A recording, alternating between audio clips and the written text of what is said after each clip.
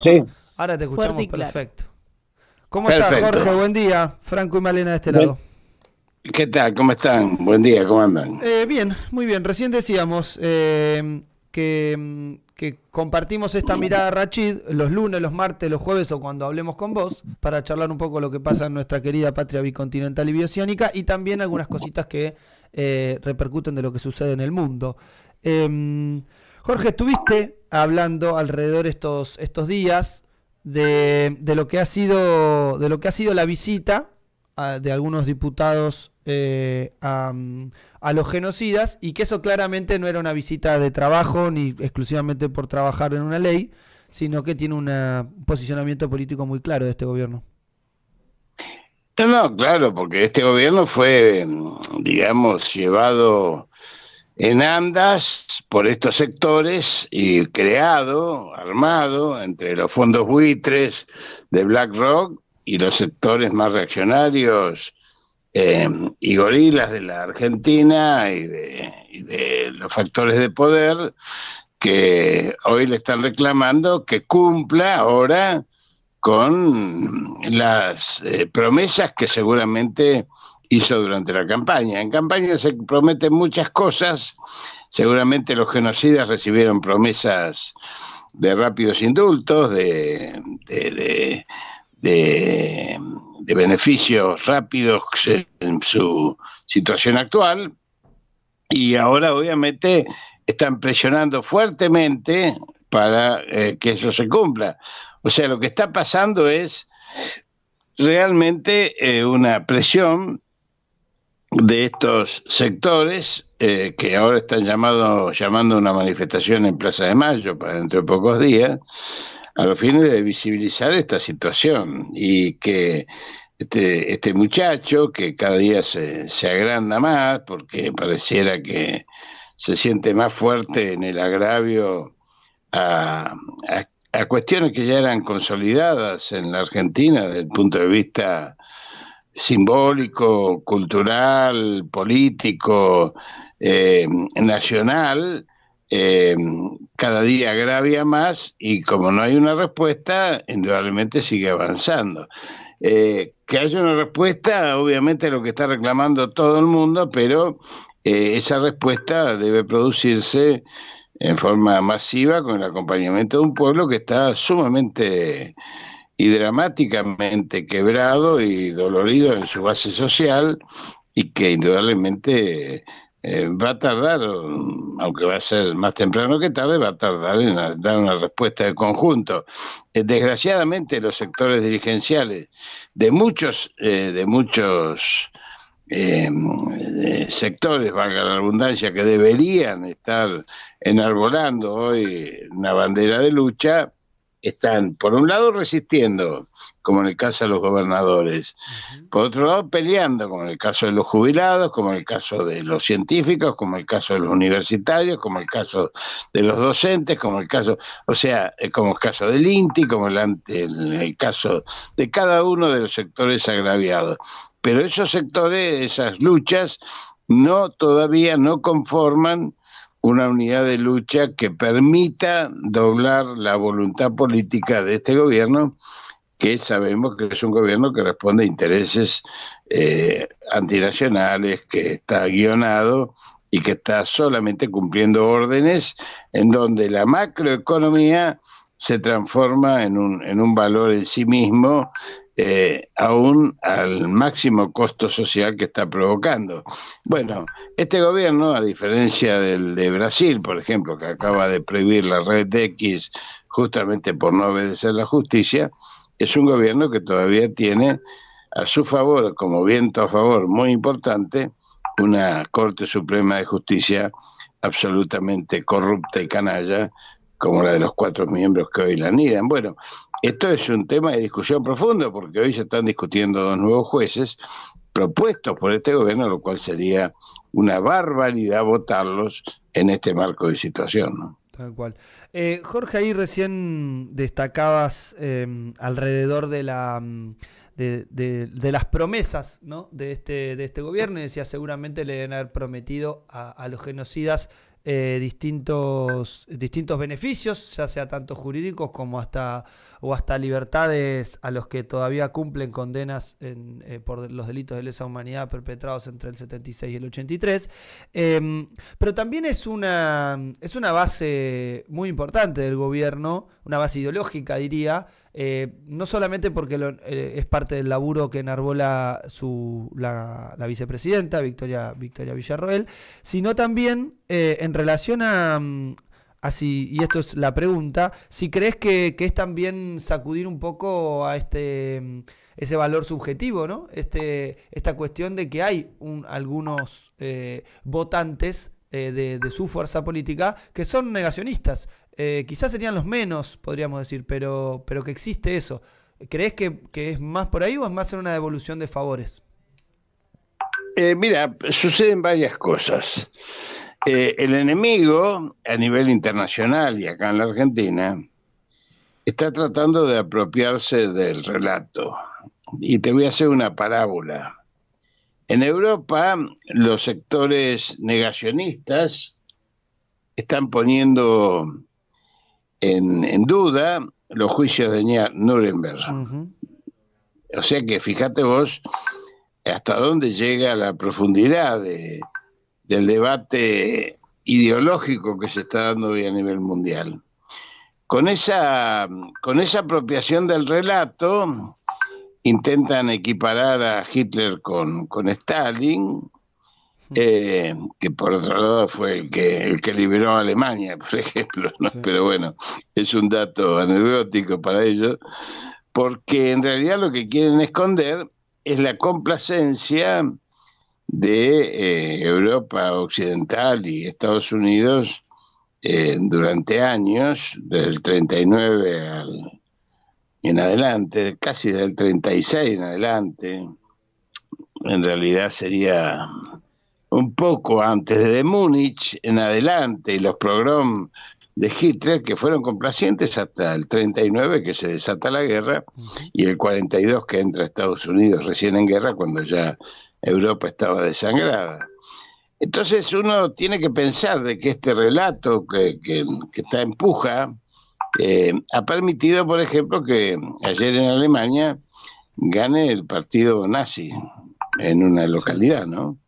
En otras los conservadores, pero la derrota que ha sufrido la socialdemocracia va también de la mano con el crecimiento de los grupos de izquierda. Es decir, se está polarizando fuertemente la discusión. Crece la izquierda y crece la reacción nazi en esos países.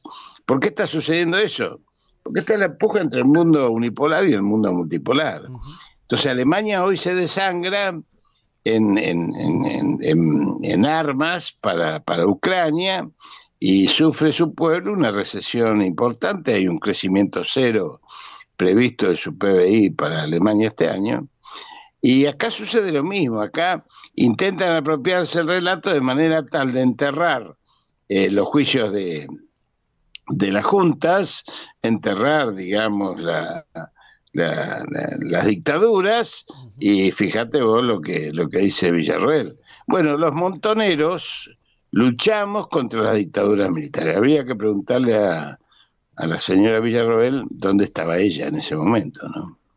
Y seguramente me imagino que su padre tenía quizá una opinión muy cercana a la suya en relación a lo que pasó y por ende a lo que había que hacer. De hecho, es uno de los militares señalados también, el padre de Victoria Villarroel y demás, pero me parece que ahí metías el elemento de la política internacional que siempre es el que nos ordena, que siempre charlamos y traemos al presente la frase del general Perón, que la única política es la política internacional y el resto es cabotaje. Por eso también no nos entretenemos con algunos de los personajes tan paradigmáticos que nos presentan incluso en algunos países, y justo el nuestro me parece que en hay mucho de eso también, Jorge, ¿no? Hay mucho de esto de presentarnos personajes que nuestra primera reacción es decir, no podemos creer que este o esta sea diputado o diputada y que diga estas cosas.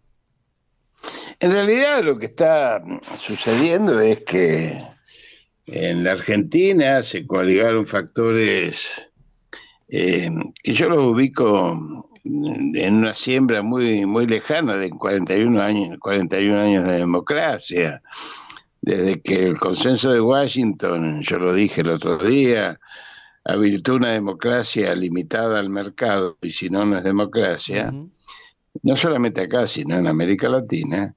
La persecución sobre los movimientos nacionales y populares y sus dirigentes fue una constante.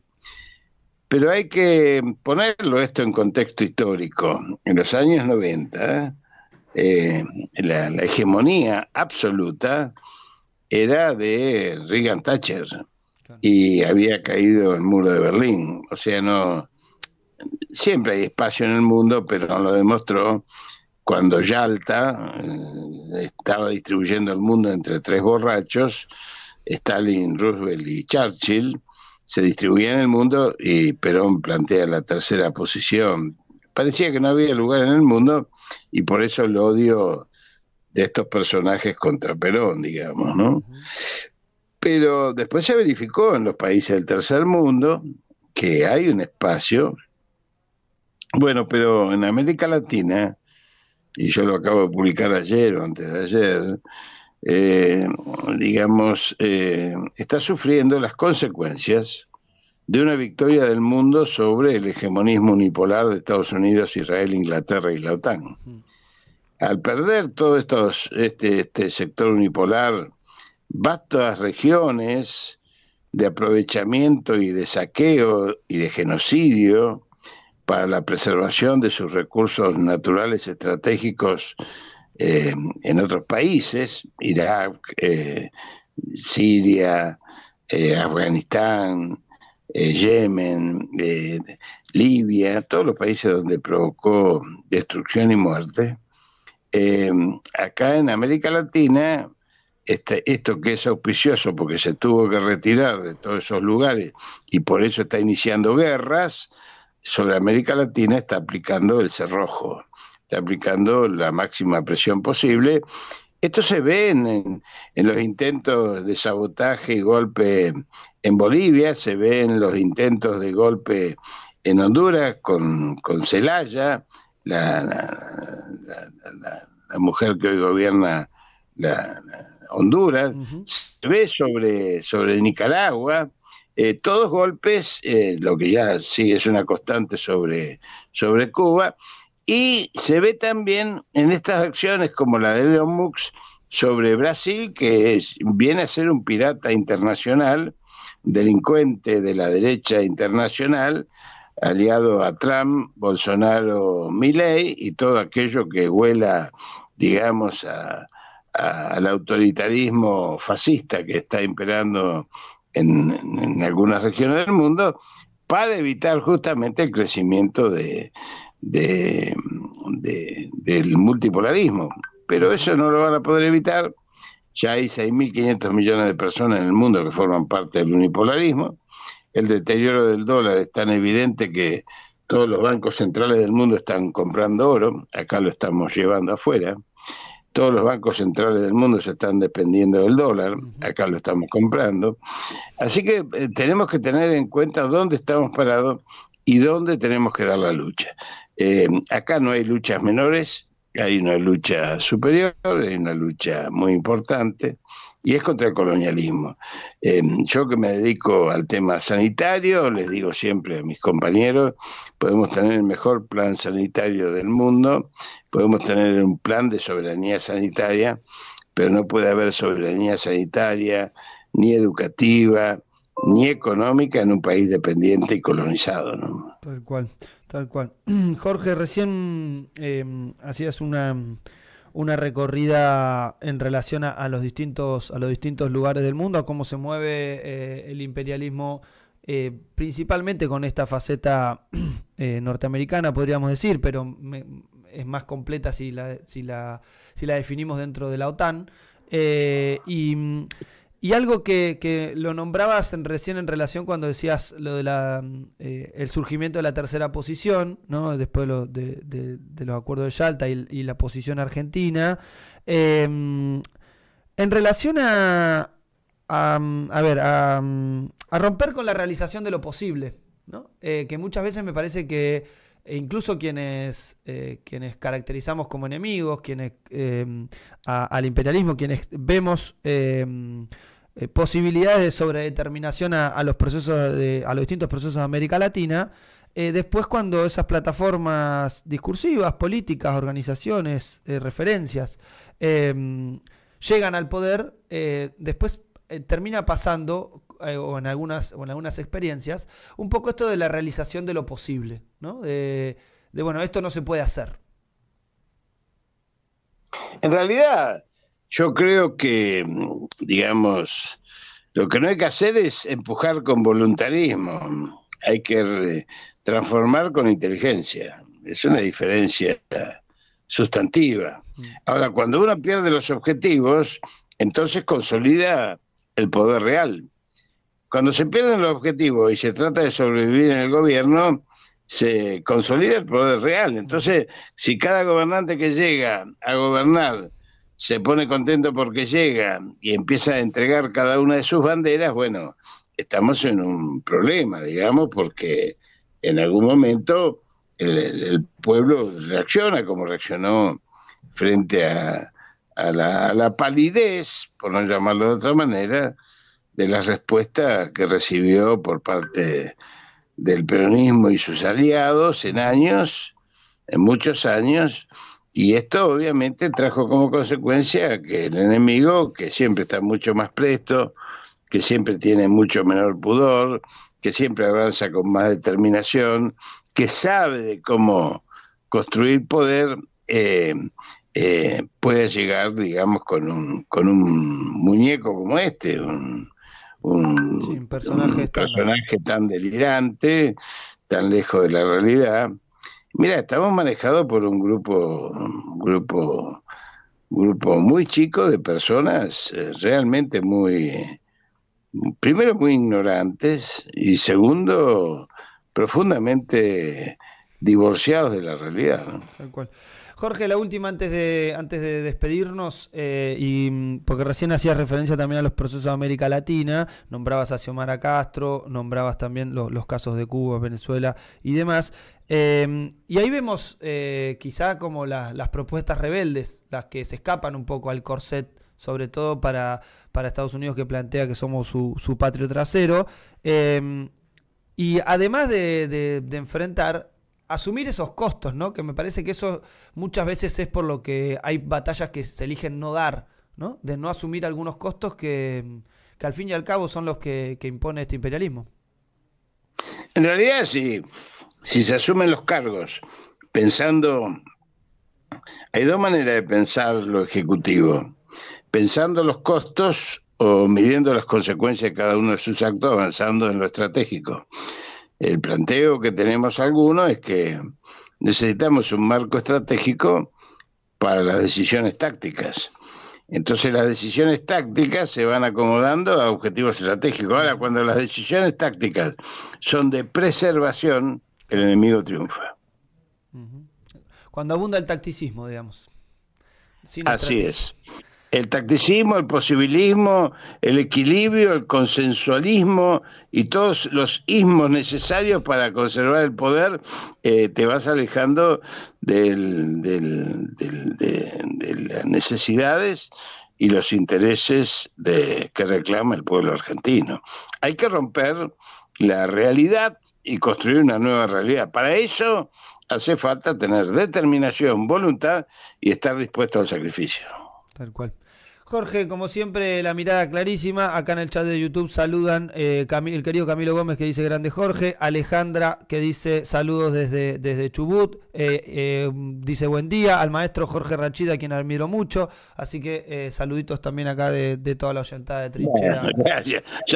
Son una caricia al alma. Gracias a todos, les agradezco mucho. Les mando un fuerte abrazo. Fuerte abrazo, Jorge. Nos estamos hablando. Nos vemos el miércoles, seguro. Bien, ahí pasaba la mirada de Jorge Rachid, que obviamente va a quedar cargada en el canal de YouTube de Trinchera TV para que ustedes vayan, le pongan me gusta, la compartan. Ya le decimos a Alejandra para que comparta esta entrevista. Y ya dice Alejandra, ya puse mi super like, como dice acá Camilo Gómez, que dice buen día al equipazo de Trinchera. Marta, que ya nos saluda, hola Franco Malena, buen lunes 526. Y a toda la oyentada que está del otro lado, Tango Pampero, saludos desde Perú, dice, fuerte abrazo a Tango Pampero también, y a todo el hermano pueblo peruano, que también está pasando un presente complicado, sobre todo con estas inconsistencias institucionales que vienen teniendo en los últimos años. 9:22 de la mañana. Ya. Se pasó volando. Se pasa rápido. Igual nos queda un ratito.